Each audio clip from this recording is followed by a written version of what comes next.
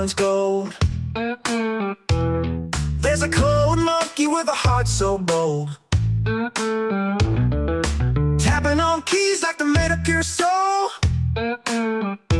building dreams out of digits, making websites roll. Oh, Austin cold monkey, working all night. SEO wizard making rankings take flight. From the Texas heat to the neon glow, you're the constant king of the SEO show. Okay, so picture this. It's the nightmare scenario for any business owner, right? Yeah. You offer the absolute best service in town. You've got the best product. You've been open for like 10 years. But then someone stands on the sidewalk, literally 50 feet from your front door. They pull out their phone, they type in what they need, Yeah. and they walk 3 blocks away to your competitor. That is the heartbreak of the modern economy. It really is. It's the difference between being visible and, well, being invisible. And that happens thousands of times a day. Exactly. And today, we're not just talking about, being on the internet. We are doing a deep dive into the actual mechanics of visibility. We're unpacking a guide from Austin Code Monkey on local SEO customer attraction. And the mission today is pretty simple. How do you win that specific split-second decision, that near-me moment? And just to set the stakes right away, this isn't about vanity metrics or, getting likes on a post. When someone searches near me, the intent is. It's radically different from a standard web search. Oh, so, because, I search for random stuff all day long, and I'm rarely buying anything. Well, think about the context. If you search how to tie a tie, you're just looking for information. You watch a video, you learn, you leave. But if you search dry cleaner near me, you have a dirty suit, you probably have money in your pocket, and you are trying to solve that problem right now. The conversion rate on these near me searches is just astronomical compared to general web traffic. So we are essentially talking about intercepting revenue. Precisely. You're intercepting a transaction that is literally about to happen. Okay, let's get into the weeds then. The guide draws a really hard line between regular SEO and local SEO. And I think for a lot of people, SEO is just this one big bucket term for, Google likes me. Why is that distinction so important here? It all comes down to the playing field. Regular SEO is a national or even a global popularity contest.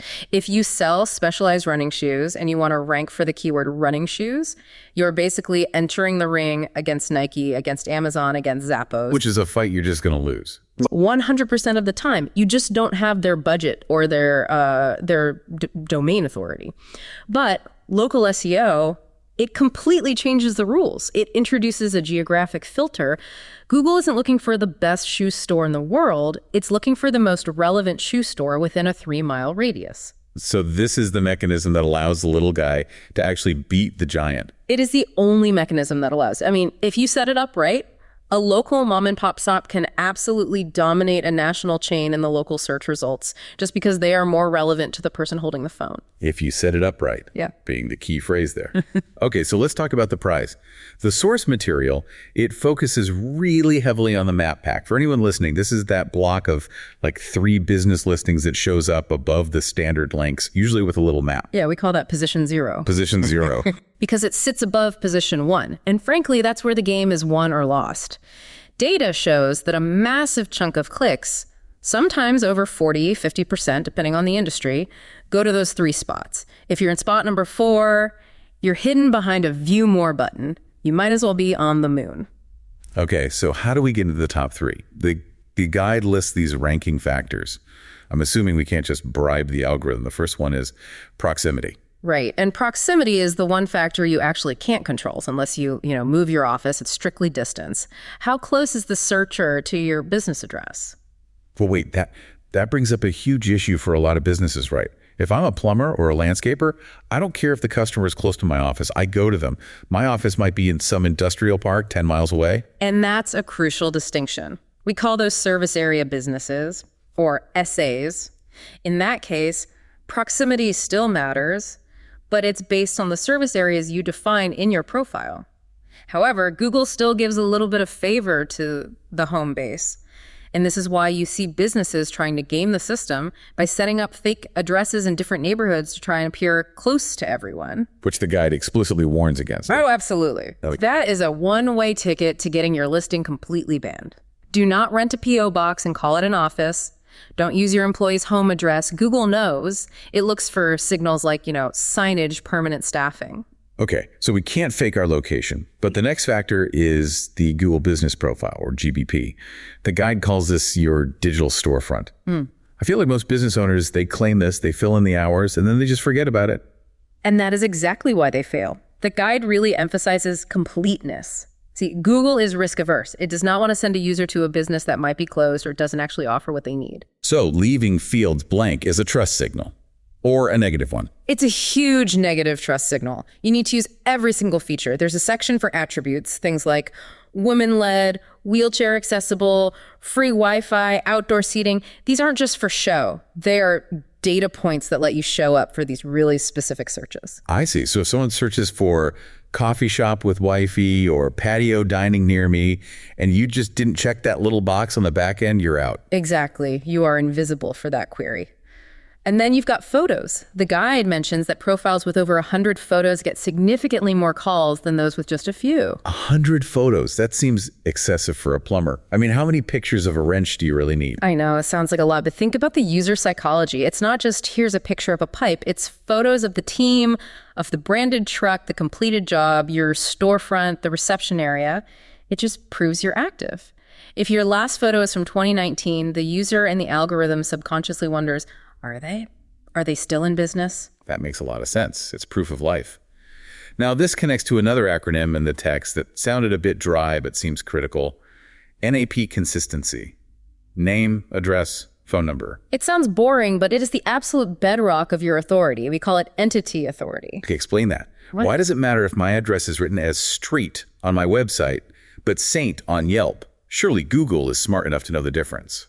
Well, street versus saint is usually fine. Google can parse that. But imagine your Facebook page has an old landline you disconnected 2 years ago.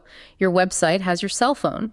And the local chamber of commerce lists your old office address from down the block. It looks messy. To a human, it's messy. To a machine, it's just conflicting data. Google operates on confidence intervals. If it sees 3 different versions of your reality, its confidence score in your business just drops. And if confidence drops, rankings drop. It really is that simple. So the audit here is to basically scour the entire web, Yelp, Yellow Pages, Bing, Facebook, and make sure every single character matches. Yes. We call these citations. You need a unified digital footprint. If the data is fractured, the trust is fractured. Let's pivot to the human element. The guide calls reviews the engine of trust. And obviously, 5 stars are better than 1. But the guide nuances this with velocity and quality. Right. We all know we need good reviews, but velocity is the heartbeat.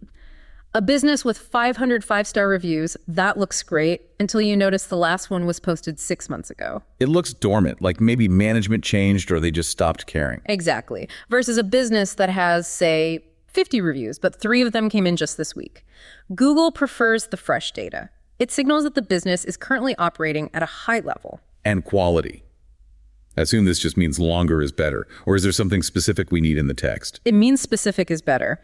This is a huge hack that the guide hints at. A review that just says, great job, is worth very little in terms of SEO. A review that says, Mike came out to repair my tankless water heater and did a great job fixing the pressure valve.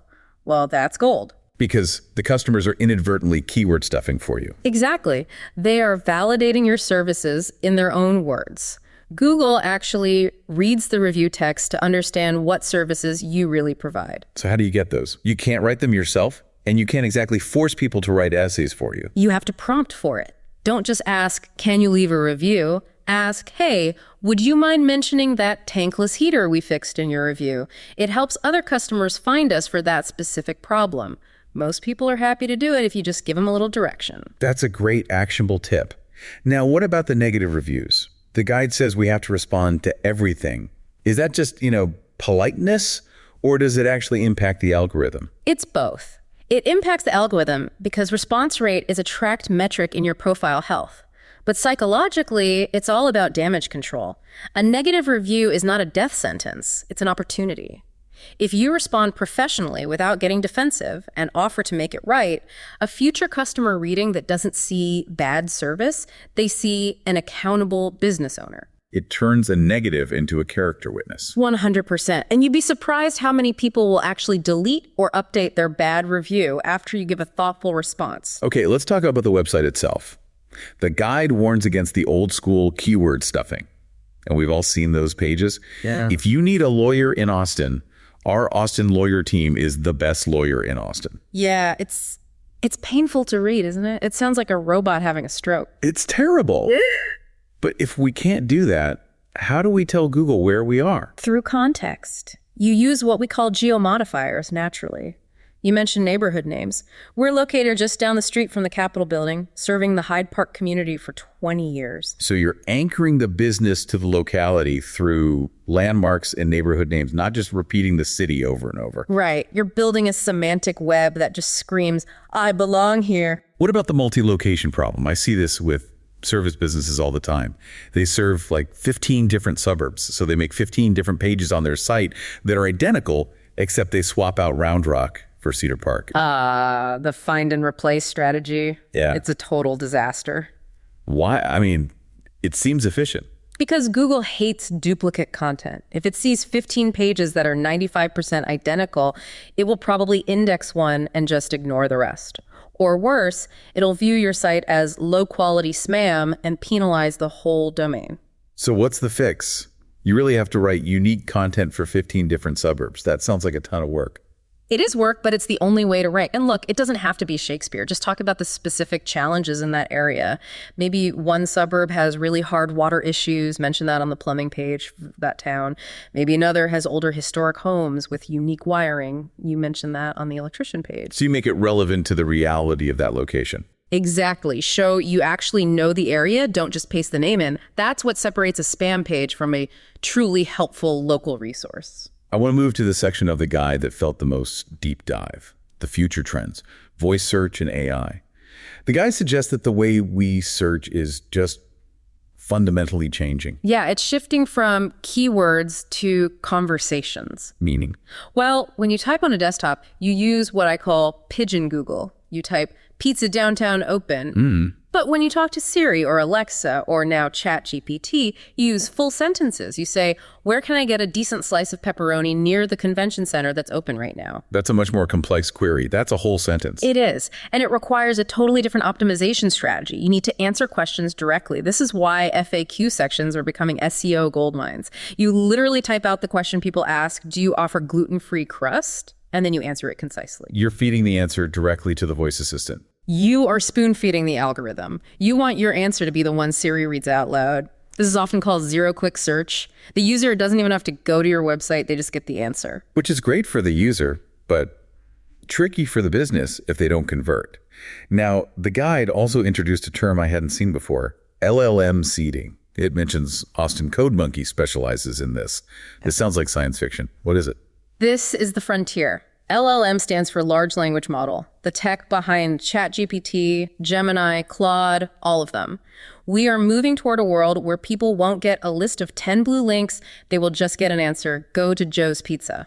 That sounds terrifying for the business owner. If you aren't the answer, you just don't exist. There's no second place. Exactly. The winner-take-all dynamic is accelerating. LLM seeding is the process of establishing your business as an entity that these AI models trust. How do you get a robot to trust you? I mean, it doesn't have feelings. Consistency and authority.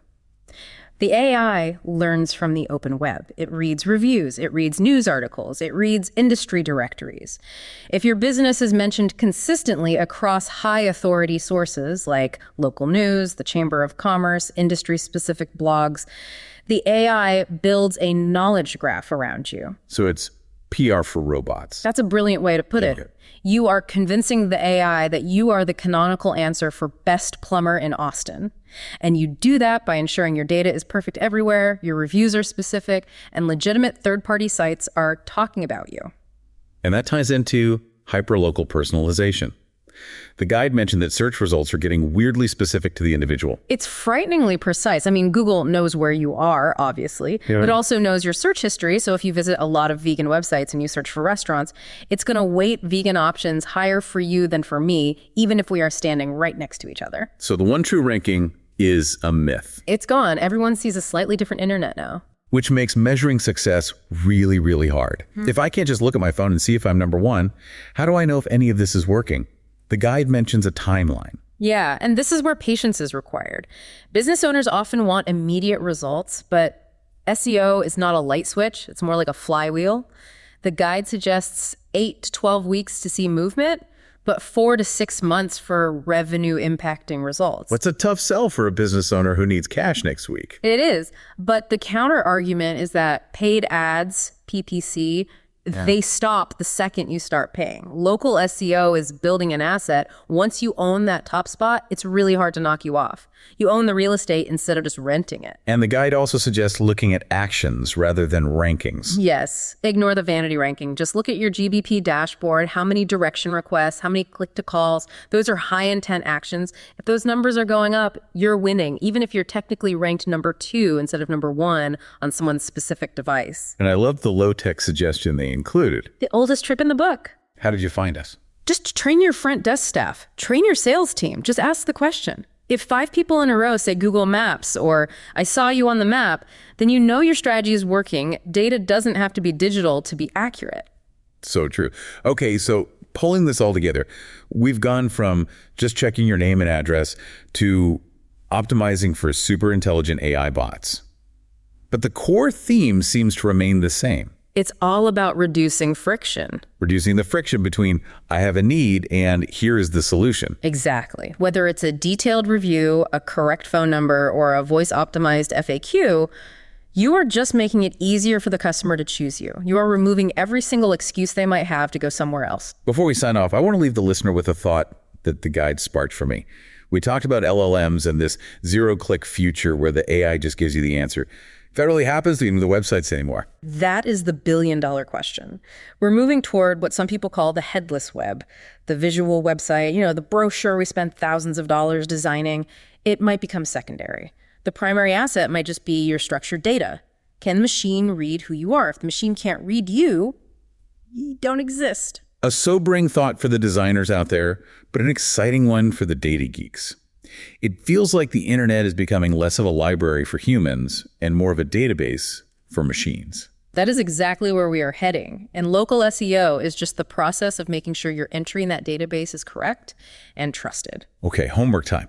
Listener, right now, pick up your phone, pretend you're a total stranger, search for your service in your town. Don't type your business name. Type plumber near me or whatever it is you do and see who comes up.